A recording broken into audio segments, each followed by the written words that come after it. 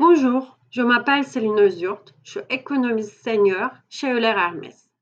Aujourd'hui, je vais vous parler des derniers développements macroéconomiques en France. Nous avons vécu une embellie économique pendant l'été où la consommation avait rebondi pour retrouver ses niveaux d'avant-crise. Cependant, l'activité avait déjà commencé à se tasser à partir du septembre. Et avec l'arrivée de la deuxième vague de l'épidémie, des mesures sanitaires strictes ont été mises en place. Ces mesures, telles que le couvre-feu et le confinement généralisé, vont causer de pertes d'activité importantes. De ce fait, nous avons révisé à la baisse nos prévisions économiques. Au dernier trimestre de l'année 2020, nous attendons un recul du PIB de l'ordre de moins 7,1% en France contre moins 7,6% dans la zone euro en général. L'arrivée de la deuxième vague de l'épidémie frappe en particulier les secteurs de services qui avaient été déjà fragilisés par la crise du Covid-19 depuis le mois de mars.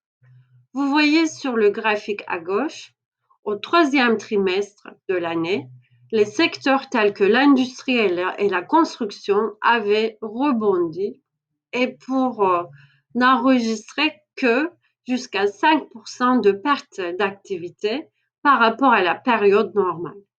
En revanche, les secteurs tels que l'hôtellerie, la restauration et le transport enregistraient jusqu'à 20% de perte d'activité par rapport à la période d'avant-crise. Et tout ça avant la mise en place de nouvelles mesures sanitaires telles que le confinement généralisé et aussi le couvre-feu. Par ailleurs, sur le graphique de droite, vous voyez que l'arrivée de la deuxième vague de l'épidémie a fortement pesé sur la confiance des entreprises et aussi des ménages. En novembre, l'indicateur de confiance des ménages s'est fortement dégradé pour retrouver son niveau plus bas depuis fin 2018 pendant la crise des Gilets jaunes. Les Français sont surtout inquiets sur leurs perspectives d'emploi et sur la situation économique en général. Bien sûr, le rétablissement de la confiance sera un élément clé pour assurer une forte reprise économique en 2021. Voici nos perspectives économiques pour la France. En 2020, nous attendons un recul d'activité de l'ordre de moins 10%, ce qui sera suivi par une reprise économique de l'ordre de 6,2%. La reprise d'activité sera en particulier tirée par le rebond de la consommation, mais aussi par le plan de relance qui sera mis en place par le gouvernement, surtout à la deuxième moitié de l'année 2021. À droite, vous voyez le profil trimestriel de l'activité. Après un fort rebond au troisième trimestre 2020, nous attendons une contraction importante du PIB au dernier trimestre de 2020.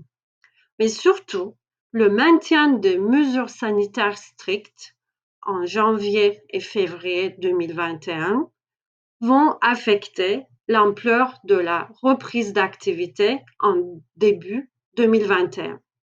Et il faudrait attendre jusqu'au début 2022 pour retrouver le niveau d'activité d'avant-crise.